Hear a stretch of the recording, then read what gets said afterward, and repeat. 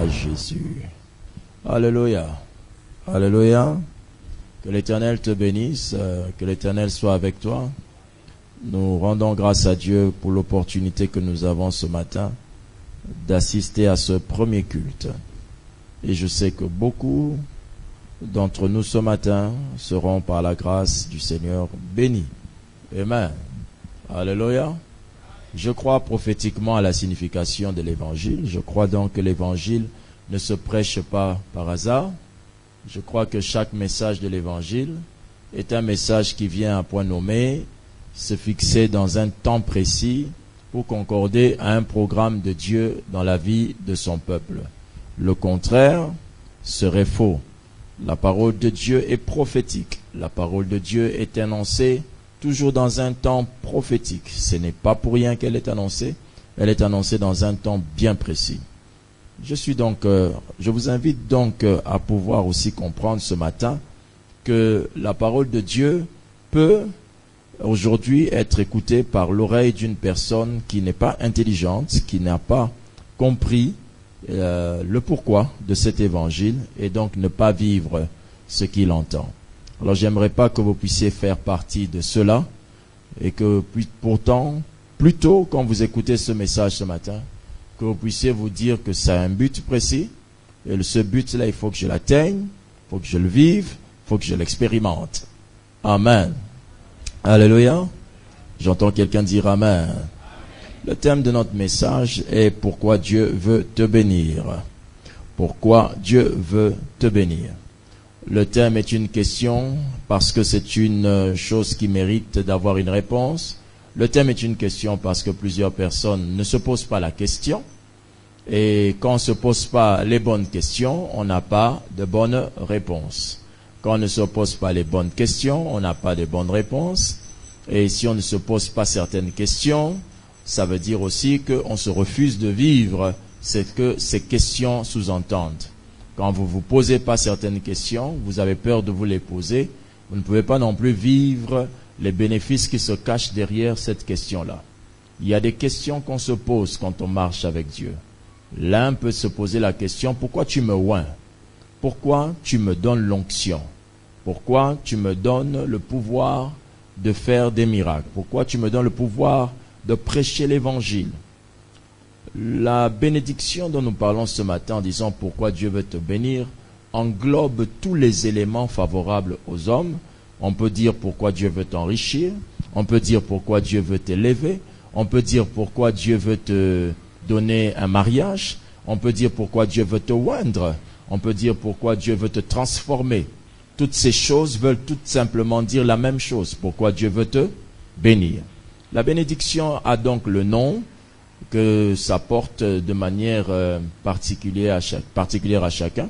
Si vous êtes dans une situation où vous avez besoin d'une bénédiction de santé, c'est toujours une bénédiction, mais ça sera la santé dans votre vie.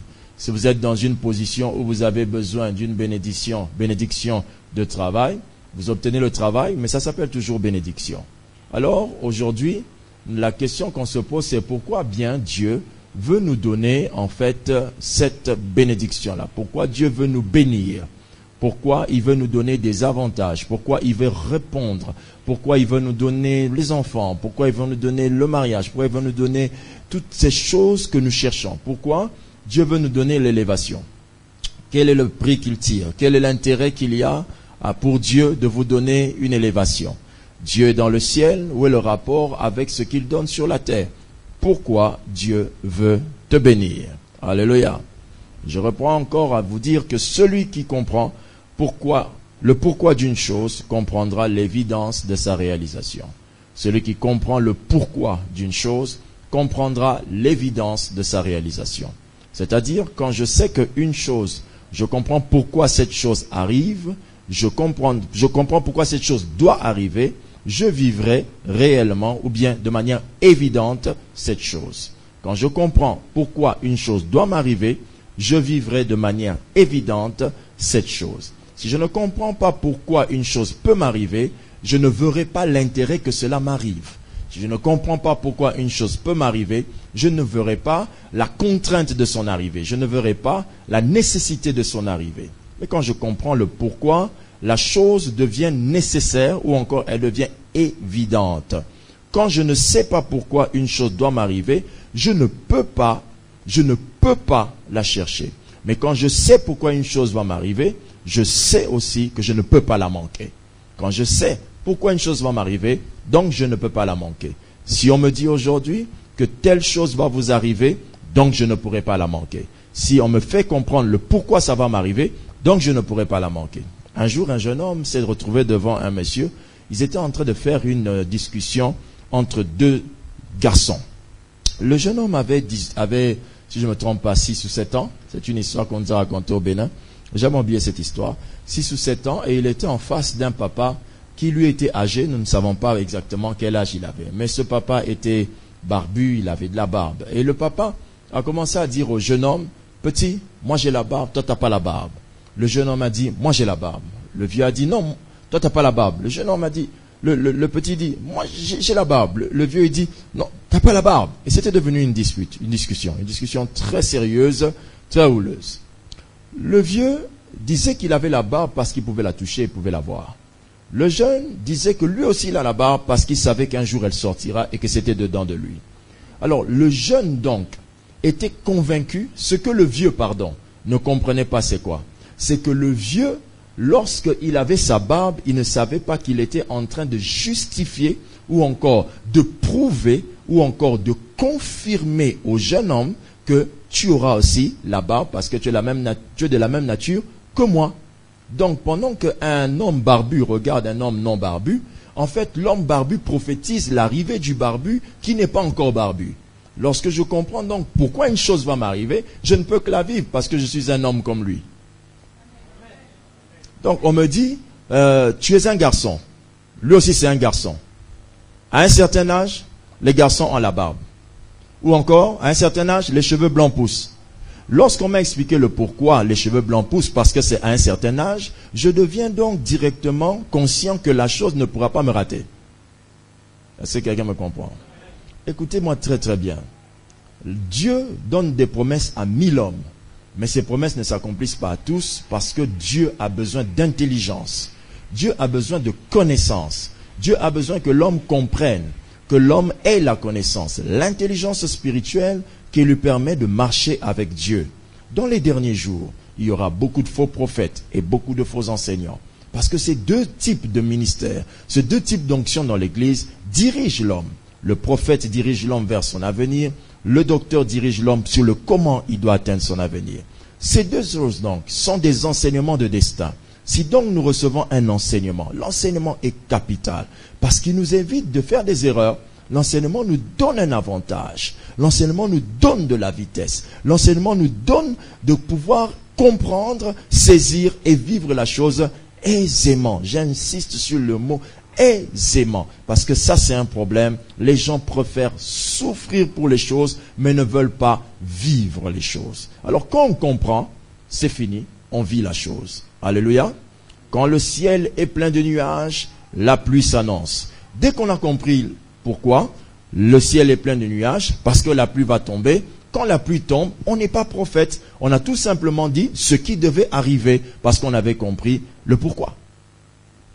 Alors aujourd'hui, il faut que vous puissiez enlever de votre tête que votre être béni de Dieu, c'est parce que Dieu a prophétisé que vous serez béni. Non, il y a des réponses qui justifient le pourquoi vous devez être béni. Être béni a une réponse. C'est une question, c'est pourquoi vous devez être béni, pourquoi Dieu veut te bénir, et ça a des réponses. Amen. Celui qui comprend les réponses, il fait de ses bénédictions des évidences. Première chose, voici pourquoi Dieu veut te bénir. Nous ouvrons le livre d'Exode au chapitre 6, verset 7, et je vais aussi le lire, l'Exode 37, verset 13. Ma Bible dit Exode 6 au verset 7 et Exode 37 au verset 13, ce qui suit. Exode 6, 7. Je vous prendrai pour mon peuple, je serai votre Dieu, et vous saurez que c'est moi, l'Éternel, votre Dieu, qui vous a franchi des travaux dont vous chargent les Égyptiens. Amen. Je vous prendrai pour mon peuple, je serai votre Dieu, et vous saurez que qui? Que c'est moi, l'Éternel, votre Dieu, qui vous affranchit des travaux dont vous chargent les Égyptiens. Exode 37, verset 13. Exode 37, 13. Il est écrit dans la parole de Dieu, et vous saurez, Exode 37, verset 13, et vous saurez que je suis l'Éternel lorsque j'ouvrirai vos sépulcres et que je vous ferai sortir de vos sépulcres, ô mon peuple. Et quoi? La Bible dit quoi au verset 13? Et vous saurez que qui? Que je suis, comment? L'Éternel. Lorsque j'ouvrirai vos sépulcres. Vous saurez que je suis qui? L'Éternel. Lorsque j'ouvrirai vos sépulcres. Dieu dit qu'il y a un élément que je vais faire qui va justifier quelque chose d'autre. Pourquoi je veux te bénir? Je veux te bénir pour me rendre visible et me faire connaître par les bénédictions. Dieu veut te bénir pour la première raison, parce qu'il veut être visible et se faire connaître au travers des bénédictions qu'il te donne. Si aujourd'hui quelqu'un comprend que quand Dieu veut me bénir, il me bénit en fait pour être visible. Parce que Dieu est un être invisible aux réalisations visibles. Dieu, lorsqu'il me bénit, il veut se rendre visible et il veut se faire connaître. Quand je comprends ces éléments-là, alors je me pose la question, est-ce moi qui vais plus souffrir de chercher la bénédiction ou Dieu qui souffrira plus de me bénir? C'est Dieu. L'homme ne s'est jamais donné pour que Dieu le bénisse. C'est Dieu qui a donné son Fils pour que nous soyons bénis. Il ne faut pas changer les rôles. La méditation des Saintes Écritures vous emmènera à comprendre que être béni est une condition. Ne pas être béni, c'est pas possible. Être béni, c'est obligatoire. C'est obligatoire. Parce que Dieu en tire plus profit que vous.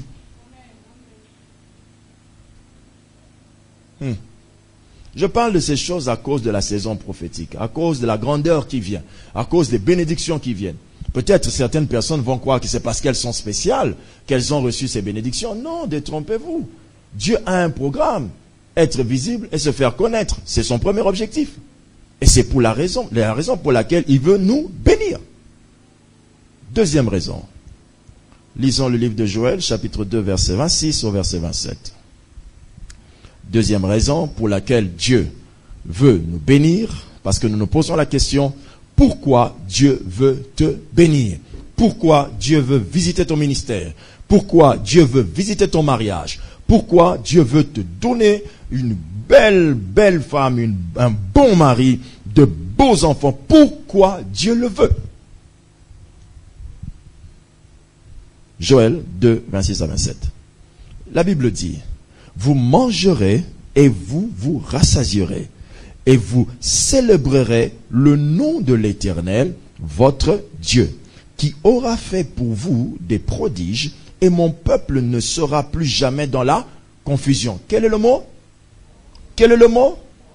Un égaré a dit tout à l'heure que, pasteur, le message, un égaré voulait me faire comprendre que le message de la prospérité était un message satanique. Je pense que ça c'est lire la Bible de travers. C'est lire la Bible en l'ayant renversée ou faire une lecture hébraïque de la Bible française. C'est-à-dire l'hébreu se lit d'un autre sens vers un autre sens. Nous lisons de la gauche, je crois, à la droite. En hébreu ou en grec, je crois, on lit de la droite vers la gauche. Et quand on fait une lecture hébraïque ou encore une lecture gréco-romaine de notre Bible, on la lit de manière à l'envers et on comprend les choses de manière à l'envers. Ce n'est pas parce que certaines personnes présentent l'évangile mal que cet évangile est mal. Ce n'est pas parce que les gens présentent la prospérité mal que la prospérité est mal. Ma Bible dit que vous mangerez et vous vous rassasierez et vous célébrerez le nom de l'Éternel votre Dieu qui aura fait pour vous des prodiges. Dieu appelle prodige manger. Dieu appelle prodige se rassasier.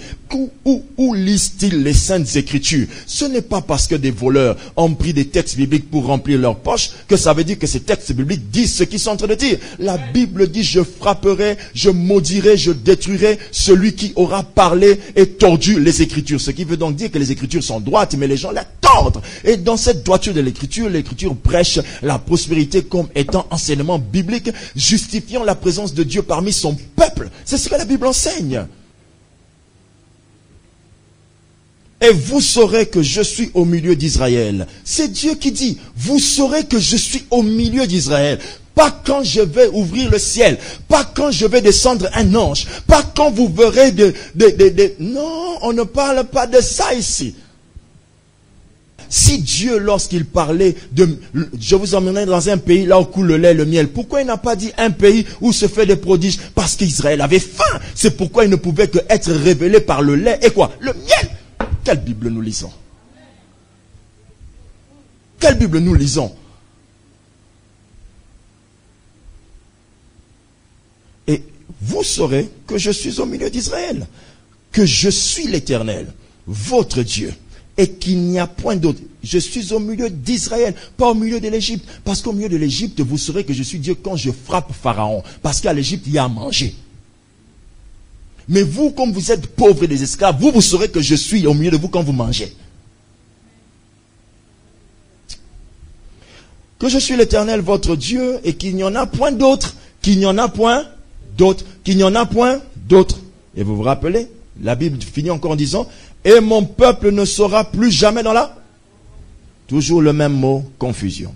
La deuxième raison pour laquelle Dieu nous bénit, ou encore pour laquelle Dieu veut te bénir, c'est pour se démarquer de Satan.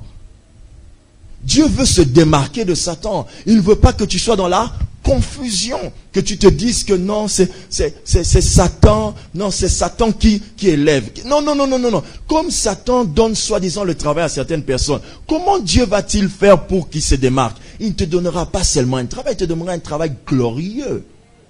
Dieu cherche toujours à ne jamais s'aimer la confusion. Oh.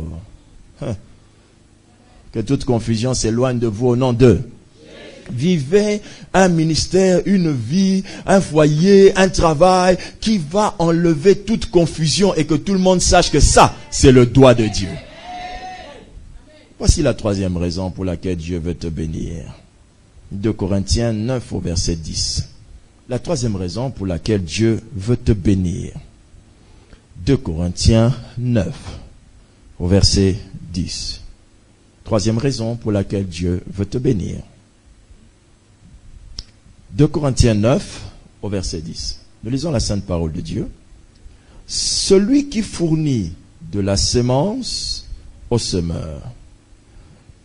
Celui, qui fournit de la semence au semeur et du pain pour sa nourriture, vous fournira et vous multipliera la semence et il augmentera les fruits de votre justice.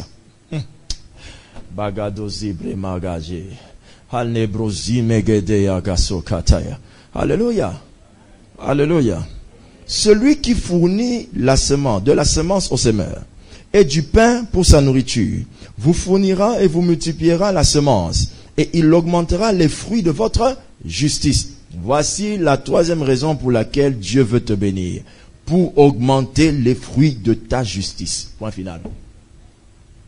Dieu veut augmenter le fruit de ta justice. J'aimerais qu'on se comprenne. Est-ce ici le fruit de la mangue? Non. Est-ce ici le fruit de la pomme? Non. Est-ce ici le fruit de l'ananas? Non. Est-ce la papaye? Non. Est-ce le marronnier? Non. Est-ce tous ces fruits? Non. Ce n'est pas de la grenade dont on parle, ni de l'orange pulpeuse. Ce n'est pas de ce genre de choses dont on parle. Les Saintes Écritures nous parlent des fruits de ta justice. Donc les fruits de ta justice, tous les éléments qui te permettent de rester très sérieux avec Dieu. Les fruits de ta justice. Bizarrement, Dieu veut me bénir pour que je devienne de plus en plus sérieux. Ça semble être contradictoire avec certains textes de la Bible. Or non. J'ai craint Dieu. La Bible dit que la source, l'origine de la prospérité et de l'élévation, la Bible dit crains l'Éternel et humilie-toi. Dieu te fera prospérer. C'est ce que la Bible enseigne. C'est ce que la Bible enseigne. Alors, lorsque Dieu veut vous bénir, pourquoi Dieu veut me bénir? Dieu veut me bénir pour augmenter ma justice. C'est-à-dire, ce n'est pas que Dieu, quand il va me bénir, je veux plus prier. Non. Mais quand Dieu va me bénir, ça va m'encourager à le faire. C'est ce que ça veut dire. Non pas que Dieu veut me bénir pour que je commence à le faire, mais Dieu va me bénir pour justifier que ce que je faisais est bon, et cela m'encouragera à persévérer. Voilà. Lorsque Dieu va me bénir, oh croyez-moi frères et sœurs, nous jeûnons tous ici, nous faisons des prières d'action de grâce, mais jamais quelqu'un ici a fait des prières d'action de grâce comme le jour où Dieu le bénira. Parce que ce jour-là, que vous nous dites que vous saviez prier ou pas, sachez-le, celui qui ne sait pas prier, le jour où Dieu le visite, le jour où Dieu le bénit, son action de grâce qu'il élèvera devant Dieu, même toi qui sais prier depuis longtemps, qui n'a rien dans ta poche, vous ne prierez pas de la même manière. Ces larmes en lui auront une perforation dans le canal ou encore dans le tuyau de transmission de l'eau de son corps. Non, mais ces larmes vont couler d'action de grâce. Son cœur va être plein d'émotions parce que lui, il ne sait peut-être pas prier, mais il sait ce qu'il ressent. Il sait ce que Dieu a fait pour lui. Il sait ce que Dieu vient de faire pour lui. Il sait comment Dieu vient de le toucher. Et à cause de ça, si ses lèvres n'arrivent pas à parler, ses larmes s'exprimeront. Ses cris vont s'exprimer pour dire à Dieu, merci. Alléluia. Donc, quand Dieu fournit la semence au semeur, le pain pour sa nourriture, il fournit aussi, il multiplie encore la semence et il augmente les fruits de ta justice. Alléluia. Dites à vos enfants, fils, il faut rendre grâce à Dieu. On n'a rien, mais rend grâce à Dieu. Il le fera par respect. Mais faites entrer son cadeau, faites entrer le riz, faites entrer la nourriture, faites entrer son jouet, faites entrer son hélicoptère qu'il a demandé. Sans le lui dire, il dira merci Jésus. Nous continuons ce message avec le pasteur Lévy juste après cette pause. Restez connectés et que Dieu vous bénisse. Une terre à nous. Élargissons le champ de la mission. Un espace pour le temple, un espace pour nos locaux administratifs, un espace pour une école, et un espace pour une imagerie. Ces 4 grandes actions, ces 4 grandes branches seront toutes à l'intérieur de notre grand espace que nous voulons acquérir. Que Dieu vous bénisse déjà, parce que je sais, qu'en vous lançant dans cette grande opération achat parcelle, vous participez non seulement à l'achat de cette parcelle, mais vous participez aussi à votre propre bénédiction. Alors, n'attendons pas, entrons ensemble et mobilisons-nous pour réaliser cet objectif commun qui est d'avoir une terre à nous. Que Dieu vous bénisse.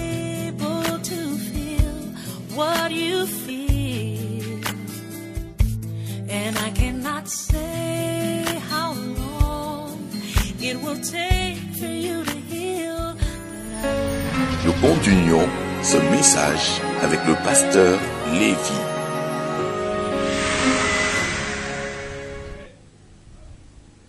Augmenter le fruit de ta justice. Alléluia. Alléluia.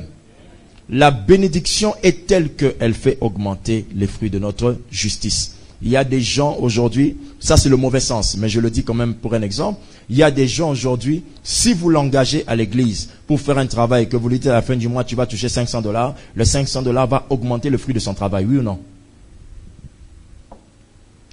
Mais ce n'est pas le cas pour toi. 4e raison. Nous ouvrons Exode chapitre 13 au verset 5. Exode 13 au verset 5.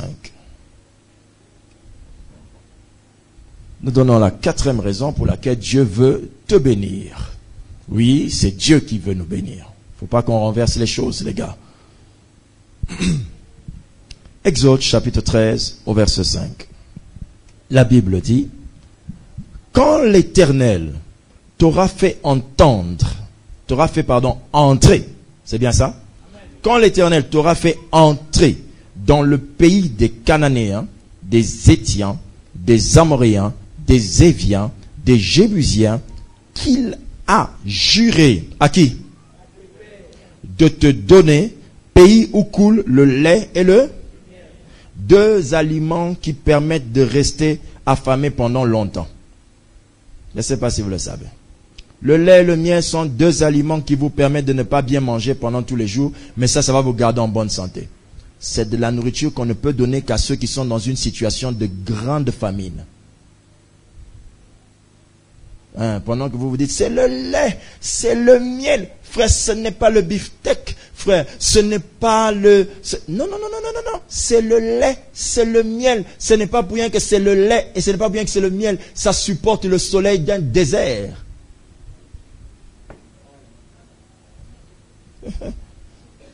Alléluia. C'est le lait, c'est le miel. Dieu va te donner une bénédiction du lait et du miel. Oui, parce que ça serait une bénédiction qui est capable de supporter une longue durée. Tu la prendras un peu, mais te garderas longuement. C'est ce que ça sous-entend. Et non pas que ça remplace un joli plat au restaurant. Non. Ou bien, vivez chaque jour avec le lait et le miel s'il le faut. Vous verrez comment vous pousserez des caries sérieuses. Quand l'Éternel donc t'aura fait entrer dans le pays de Cananéens, des Hétiens, des Amoréens, des Éviens et des Jébusiens, la Bible dit qu'il a juré à qui? À tes pères de te donner pays où coule le lait et le miel. Tu rendras ce culte à l'Éternel dans ce même... Alléluia, alléluia. Il y a ici une raison qui justifie pourquoi Dieu veut te bénir, mais elle a été ajoutée par une raison prime, une raison supplémentaire. Il y a deux sous-petites raisons ici que nous allons essayer de mettre dans le même endroit. Mais supportez, je pouvais appeler le point KA, 4A, 4B. Parce que le point est dans le même verset, il est tellement touchant. 4A. Quand l'Éternel t'aura fait entrer dans le pays des Cananéens, des Hétiens, des Amoréens, des Éviens, des Jébusiens, et qu'il a juré à qui? La quatrième raison première pour laquelle Dieu veut vous bénir, c'est parce qu'il a fait la promesse à une autre personne. La Bible dit qu'il a juré, il faut bien lire, d'accord? Qu'il a juré à tes pères de te donner. Et non pas qu'il t'a juré à toi. Il a juré à tes pères, mais qu'il allait donner à qui? À toi. Je ne sais pas si vous avez compris. La quatrième raison pour laquelle Dieu te bénit, c'est parce qu'il a promis cela à quelqu'un d'autre. Je ne sais pas si vous êtes en train de comprendre ce que je suis en train de dire. Donc, il parle à quelqu'un d'autre d'une chose que toi tu vas bénéficier. Alléluia. Je ferai de toi une grande nation, depuis quand moi je serai dans une grande nation. Il a juré à toi d'une chose qu'il va donner à d'autres. C'est la quatrième chose qui fait que Dieu nous bénit toujours. Dieu veut nous bénir parce qu'il a fait une promesse à quelqu'un qui t'a précédé. Amen. Dieu veut nous bénir parce qu'il a fait la promesse à qui? À quelqu'un qui m'a précédé. Qui a commencé avant toi dans ce que tu es en train de faire? Dieu l'a déjà parlé sur toi. Va lui dire, il va te demander, va te dire. Alléluia. L'Éternel bénira tous les serviteurs de Dieu de terre sacrée au nom de Jésus. Amen. Est-ce que je le souhaite? Est-ce que c'est parce que je le souhaite? Non. C'est parce qu'il avait déjà juré à quelqu'un qui le fera de ses fils. C'est comme ça que ça fonctionne avec Dieu. Tout ce que Dieu vous dit, il ne vous le dit pas à vous. Tout ce que Dieu vous dit, il ne vous le dit pas pour vous. Il le dit aussi pour ceux qui vont venir après. Il y a une part de révélation, de promesses qui ne s'attacheront pas qu'à vous, mais s'attacheront en fait à vos descendants, à ceux qui vont venir après. Alléluia. Nous sommes les fils d'Aïdi Nabala Ce que Dieu a dit à Nabal n'a pas vécu, c'est ce que nous allons vivre. Amen. Nous vivons les promesses que Dieu a faites à quelqu'un d'autre. Amen. Dieu va parler à un prophète sur une montagne, il dira, je veux visiter ta nation. Nous vivons les promesses que Dieu a faites à quelqu'un d'autre. Le prophète va pleurer, il va dire à Dieu, oh mon pays souffre toujours, j'essuie tes larmes. Ton pays ne souffrira plus. Dieu nous fait vivre la promesse qu'il a faite à quelqu'un d'autre. Est-ce que vous êtes en train de comprendre ce que je dis? Ça va? Alléluia. Alléluia. Un malade qui guérit dit Amen. Mais sa guérison est la promesse que Dieu a faite à quelqu'un d'autre en disant, par tes mains, tu imposeras les mains aux malades et les malades seront? La guérison de ce malade n'est pas ce que Dieu lui a dit. Dieu lui avait dit à celui qui l'a imposé les mains, je guérirai les malades. Tu subis donc la promesse qu'il a faite à quelqu'un? Alléluia. Dans la promesse que Dieu m'a faite, il y avait une grande assemblée et un peuple très très béni. Et beaucoup, comme je l'ai encore vu avant-hier, beaucoup étaient en train de revenir sur leurs petites jambes parce qu'ils voyaient la grandeur de la prospérité qui se retrouvait dans la maison de Dieu. Et certains même étaient en train de ne pas pouvoir exaucer leurs promesses qu'ils avaient faites à Dieu parce que Dieu les avait tellement bénis et ça les avait perturbés. Ce dont je parle, c'est une promesse que Dieu m'a faite, mais ça ne veut pas dire que je la vis, ou que je la vivrai. Car à quoi me servirait-il de mettre 5 voitures dehors? Ça ne sert absolument à rien. Alléluia. Ce ne sont pas mes voitures, ce ne sont pas mes prospérités, ce ne sont pas mes grâces. Ce sont les grâces de quelqu'un d'autre. Mais Dieu parle à quelqu'un pour que quelqu'un d'autre le subisse. Quelqu'un a-t-il compris qui dit très fort Amen? Amen. Dis bien Amen, s'il te plaît. Non, il faut dire Amen comme quand tu disais quand tu es arrivé la première fois. Le 4b, dans ce verset ici, la Bible dit que quand l'Éternel t'aura fait entrer dans le pays des Cananéens, des Hétiens, des Amoréens, des Éviens et des Jébusiens, qu'il a juré à tes pères de te donner, pays quoi? Où coule le lait et quoi? Le miel, virgule, tu rendras quoi? Ce culte à qui? La raison pour laquelle Dieu veut te bénir, c'est parce qu'il veut que tu lui rendes un culte, point final.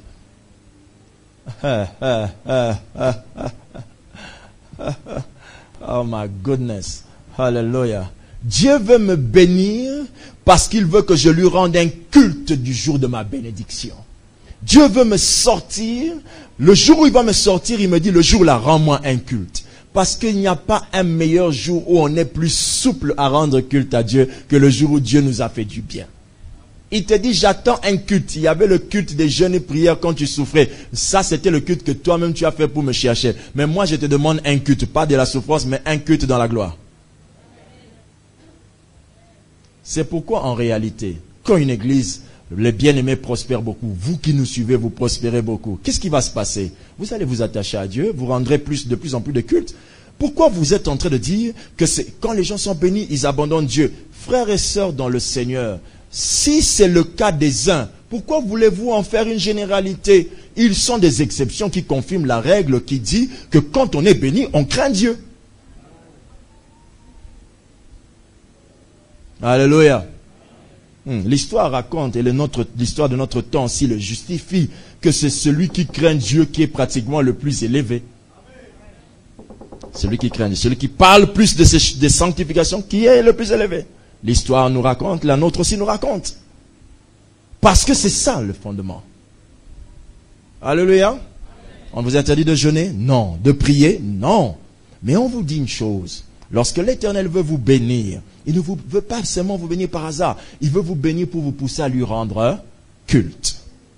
Amen. Alléluia. Vous allez voir, les réunions d'hommes pauvres, qui viendra? Personne. Réunion d'hommes prospères, des PDG d'entreprises. Tous se retrouvent et ils viennent. Pourquoi ils viennent? C'est la gloire qu'ils vivent. Vous avez déjà entendu meeting des pauvres et des délinquants spirituels. Et les gens viennent. Non. Mais réunion au grand hôtel, je ne sais pas comment, et vous voyez tous ces gens viennent. Pourquoi? Pourquoi cette facilité? quand les gens sont bénis, ils ont la facilité d'aller rendre un culte parmi les bénis. Ils se retrouvent plus faciles parmi les bénis. Construisez un magasin sale, vous ne les attirerez jamais. Faites un magasin cher, vous verrez que bizarrement, les gens y entrent. Pourquoi ils y entrent? Parce que cette sphère-là, ça les attire. Il y a un lieu de culte que Dieu attend, qui est un culte des femmes qui ont enfanté viendront, un culte des hommes qui ont eu le travail viendront, un culte des personnes qui ont l'onction viendront, parce que toutes ces personnes sont bénies. Amen. Alléluia. Ne vous en faites pas, quand vous parlez à vos enfants souvent, ils disent « Maman, je n'ai pas compris ce que tu as dit ». Ce n'est pas parce que vous ne dites rien d'intéressant. C'est parce que son niveau ne comprend pas encore. Donc il est possible dans ce que je te dis aujourd'hui ou dans ce que tu entends aujourd'hui que tu te dises mais c'est quoi encore ce genre de choses-là? L'évangile c'est devenu ça, ne t'en fais pas. Quand tu auras 2 années de plus, tu comprendras que 1 plus 1 peut donner moins 1. Alléluia. Ah, vous ne le saviez pas? Oh. Bon. Amen. Les X s'additionnent. Les X se multiplient. Les X ont des signes. Les chiffres ont des signes. On vous bombarde 1X plus 1X. On vous dit ça donne moins 1X. Vous dites mais c'est quelle histoire? On dit que c'est la valeur de X. Mais c'est quelle histoire? C'est un péché pour la première maternelle. C'est une folie. C'est un blasphème pour la 2e primaire. C'est un blasphème en 3e. Mais dans une autre sphère de bénédiction, c'est normal. 5e raison. Jérémie 30, 18 à 19. 5e raison pour laquelle Dieu veut te bénir. Alléluia. La Bible dit dans Jérémie chapitre 30, versets 18 à 19. Ainsi parle l'Éternel. Voici, je ramène les captifs des tentes de Jacob. J'ai compassion de ses demeures. La ville sera rebâtie sur ses ruines. Le palais sera rétabli comme il l'était. Du milieu d'eux s'élèveront des actions de grâce. Est-ce que c'est moi qui l'ai dit? Non. Et des cris de réjouissance. Je les multiplierai et ils ne diminueront pas.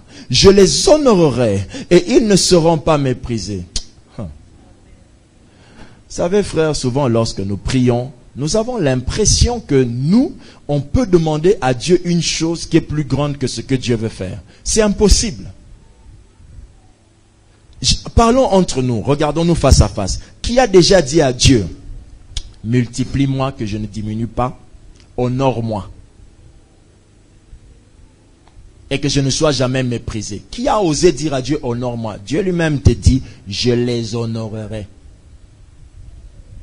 Frère, vous n'avez pas encore entendu Dieu vous parler de vous. Le jour où Dieu vous parlera de vous, vous cesserez de parler de vous parce que les gens ne peuvent pas accepter d'entendre ce que Dieu vous a dit dans le secret. Ils vont dire que tu es orgueilleux. Le jour où Dieu va vous parler de vous, mais vous saurez que vous n'avez jamais parlé de vous, les amis.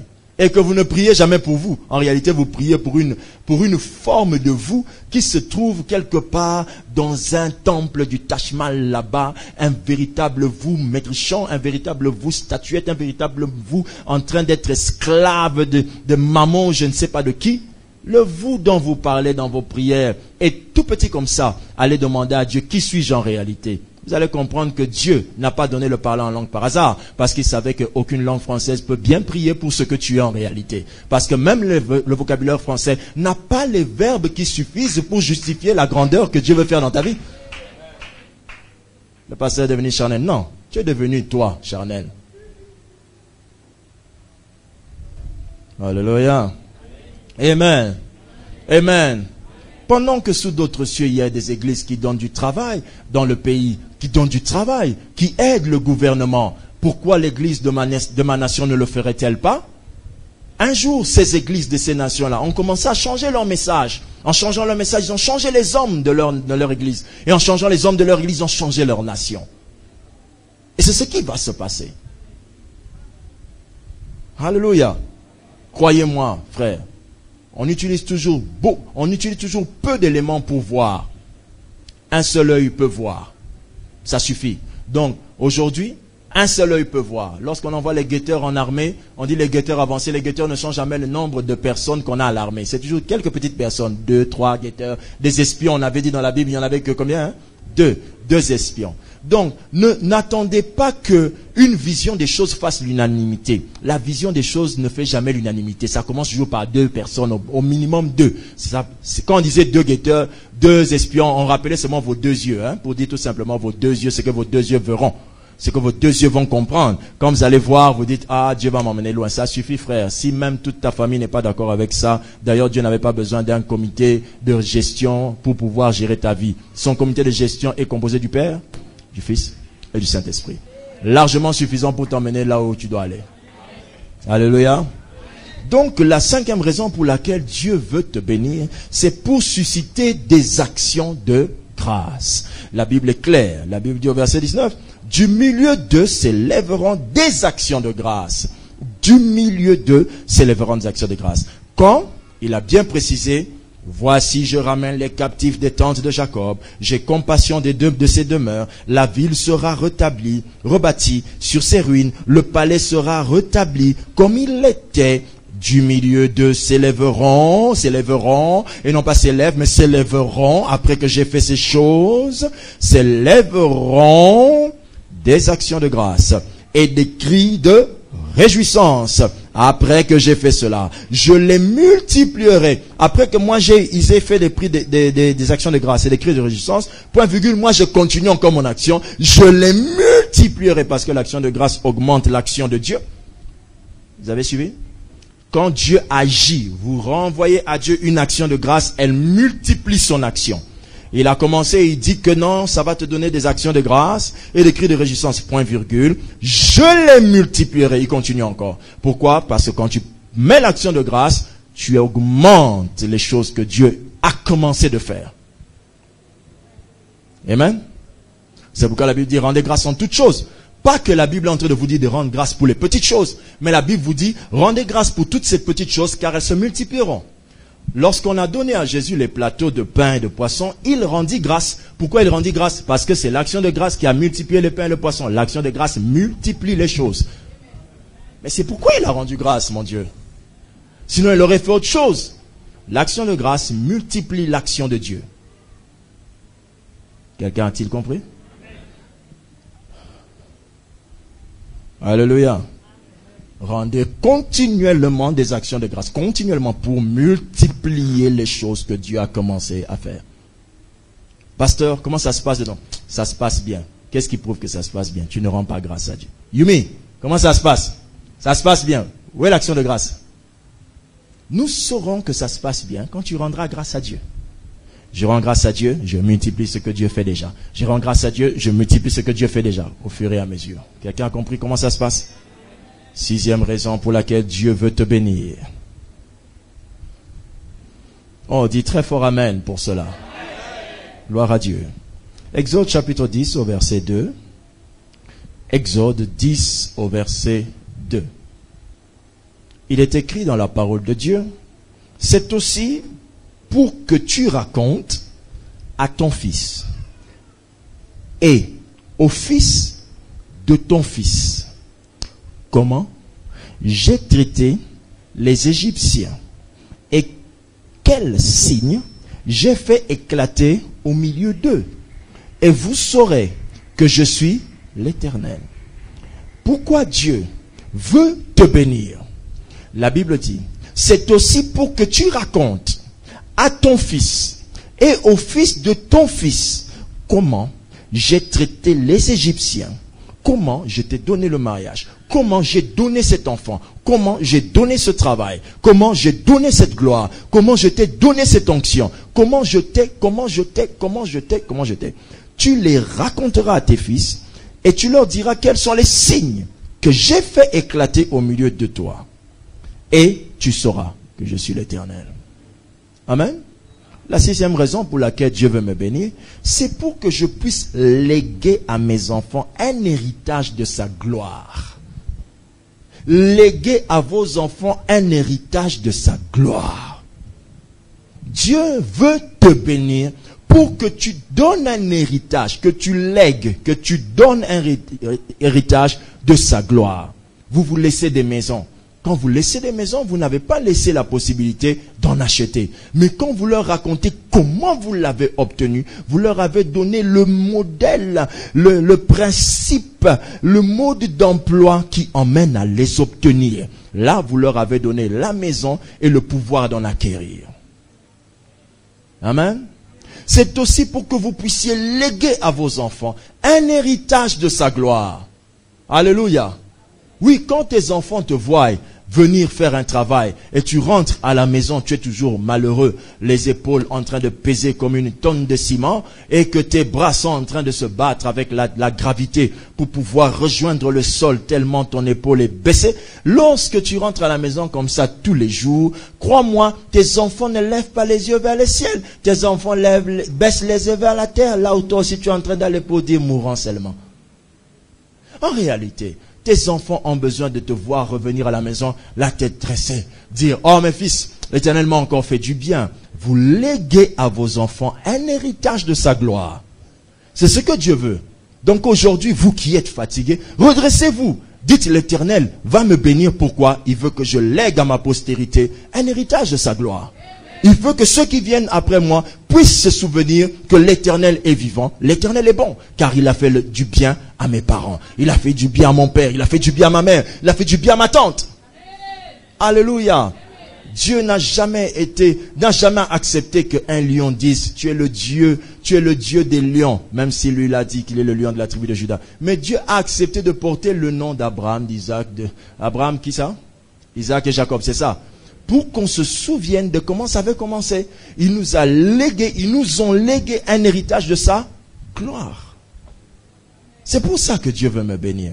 Maintenant, quand je cite déjà ces 6 points, avant de citer le dernier point, je me pose une question. Dites-moi, comment ferez-vous pour ne pas être béni? Il est plus difficile de ne pas être béni que d'être béni.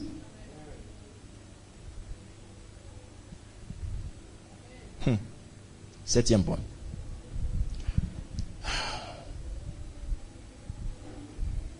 Septième point, nous y sommes. Hébreux 6, verset 14. Hébreux 6, 14. Vous y êtes, mes bien-aimés. Pouvons-nous faire une lecture? Certainement, j'aimerais le faire avec vous, cette lecture. J'attends. Hébreux chapitre combien? 6, verset combien? Alors on va faire une belle lecture. 1, 2, 3, go. Certainement, je te bénirai et je multiplierai ta postérité. On reprend. Certainement. Une dernière fois. Certainement. Pourquoi Dieu veut te bénir? Parce que c'est sa volonté certaine. Parce que c'est sa volonté certaine. Parce que c'est sa volonté certaine. Pourquoi Dieu veut te bénir? Parce que c'est sa volonté certaine. Certainement, je te bénirai. Quels que soient les vents, quel que soit le temps, certainement, je te bénirai. Vous avez peut-être oublié que vous allez enfanter, je vous informe. Dieu dit, certainement, je te bénirai et ta postérité sera en grand nombre. Je la multiplierai. Vous avez peut-être oublié que vous allez travailler. Certainement, vous travaillerez. Vous allez peut-être oublier que vous allez monter. Certainement, vous monterez. C'est une volonté certaine. Certainement, votre ministère ira de l'avant. Certainement, vous serez réellement un outil de bénédiction. Certainement, vous allez travailler. Certainement, vous allez voyager. Certainement, vous allez tout ce qui est nécessaire pour votre bien-être. Certainement, ça arrivera. Donc, en réalité, quand moi je viens jeûner, je suis en retard. Dieu était déjà chaud plus que moi. Il était déjà motivé à me faire du bien avant que je me motive moi-même. Avant que le prédicateur me parle de ce que Dieu veut faire dans ma vie et qu'il me fasse pousser des amens au ciel, Dieu avait déjà dit que je suis l'amen. Il n'a pas attendu de te faire savoir l'information. Il a dit, je suis l'amen. Moi-même, je suis l'amen. Je suis l'amen. Je n'ai pas besoin de ton amen. J'ai déjà dit que ce que je veux faire, je le ferai parce que je suis le amen. Il l'a déjà confirmé avant qu'il vous en informe. Avant que l'humanité commence, il était le amen. Quand tu es arrivé, il est le amen. Quand tu partiras, il restera le amen. Il est la certitude de réalisation de ses bénédictions. Il est la certitude. Ce qu'il a dit, il le fera. Il a dit certainement. Attends là, la prophétie, elle s'accomplira comment? Certainement. Parce que ce sont des choses qui ne ratent jamais. Pourquoi Dieu veut me bénir? Pourquoi Dieu veut te bénir? Parce que c'est sa volonté certaine. Ça ne peut pas passer. Aussi longtemps que le soleil se lève et se couche, sa parole ne passera pas. Même si tout ça passe, sa parole ne passera pas. Certainement, il va t'élever. Alléluia. Certainement, il va t'élever. Certainement, il te fera du bien. Ce message d'espoir est pour quelqu'un qui nous suit, et pour quelqu'un qui est ici, et pour quelqu'un qui nous écoute, qui est en train de travailler dur pour une chose dans un domaine et qui attend que l'Éternel agisse. Alors j'ai une bonne nouvelle pour toi. Pourquoi Dieu veut que ça marche? Pourquoi Dieu veut que ça aille de l'avant? Pourquoi Dieu veut que ça puisse devenir glorieux? Parce que certainement, c'est sa volonté. Certainement, il veut te bénir. Il a dit, certainement, je te bénirai. Non pas en tâtonnant, mais certainement, je le ferai. Certainement, je le ferai. Je m'y engage de manière certaine. J'ai tout à gagner dedans. J'ai tout à gagner dedans. Certainement, je te bénirai. Au nom de Jésus, nous avons tous ainsi prié. Nous disons très fort amen. On acclame le Seigneur.